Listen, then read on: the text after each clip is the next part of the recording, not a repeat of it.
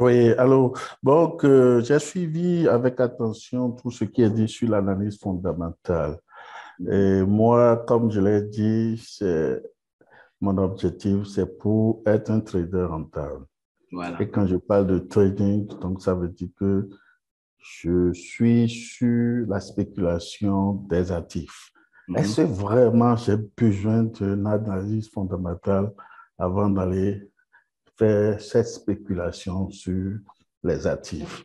Est-ce que c'est nécessaire? Puisque on sait que c'est au moment que les choses se passent en même temps, je peux rentrer sur le marché et ressortir. Si j'ai une bonne analyse technique, je peux rentrer, me passer de ça. Est-ce que c'est vraiment indispensable? OK. Oui. Ça, c'est une merveilleuse question. Vraiment, la question, elle est merveilleuse parce que ça touche tellement de personnes, on ne peut pas imaginer. Ça touche tellement de personnes. Maintenant, je vais répondre à ça en prenant un exemple, en racontant une histoire vraie que le leader Hippolyte a rencontrée avec l'un de ses étudiants quand il donnait des cours de crypto-monnaie ailleurs.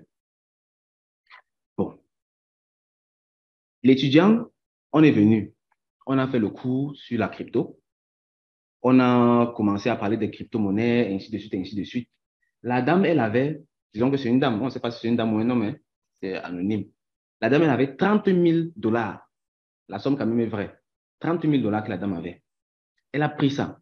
Elle est partie acheter une crypto-monnaie, le cake, disons le cake, la crypto-monnaie de la finance décentralisée de l'écosystème Binance. Elle a acheté ça pour 30 000 dollars. Ou bien c'était l'Ethereum, voilà, c'était l'Ethereum, pardon. C'était l'Ethereum, désolé. Elle était toute nouvelle, elle ne connaissait rien. Elle a acheté l'Ethereum 30 000 dollars. Et puis, ça monte un peu, elle est contente. On reste. Ça descend encore, sans dire à personne, hein, attention, sans dire à personne. Elle a juste dit, bon, je vais aller spéculer. Ça a commencé à descendre. Ça descend à 28 000 dollars. Et qui, elle regarde. Elle croit que ça va encore monter. La sueur commence à couler. Ça descend à 25 000 dollars. 22 000 dollars. Oh, elle panique, elle vend. Quand elle vend comme ça remonte maintenant encore, ça repart même jusqu'à 28 000 dollars. Elle court, elle rachète encore, croyant que ça va monter jusqu'au ciel. Après, ça chute encore. Elle part encore, elle vend, elle vend, elle vend, elle vend. Elle a fait comme ça jusqu'à se retrouver avec 18 000 dollars sur les 30 000 dollars qu'elle avait en l'espace d'une semaine seulement. Ça, c'est quelque chose de très, très, très important. Pourquoi?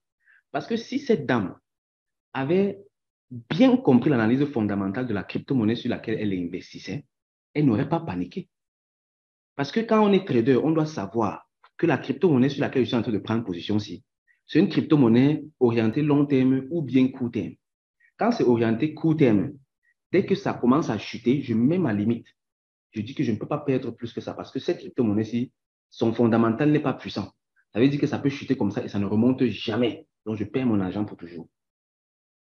Par contre, si je suis sur un actif plus ou moins sûr, c'est-à-dire le fondamental est très bon, là, si je respecte les règles de trading, ça veut dire que je ne mets pas plus de tel nombre de pourcentage de mon capital sur un trade.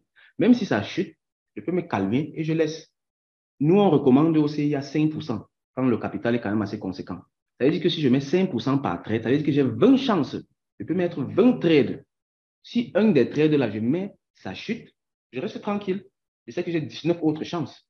Mais si je ne connais pas le fondamental de la crypto-monnaie, c'est grave.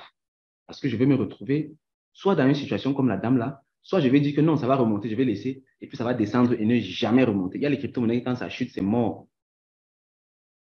Mais si je connais le fondamental, je vais savoir que, OK, le truc, si, vu que c'est en train de chuter comme ça, mieux je sors et puis je quitte derrière, j'accepte la perte. Parce que quand on trade, on doit perdre et on doit gagner.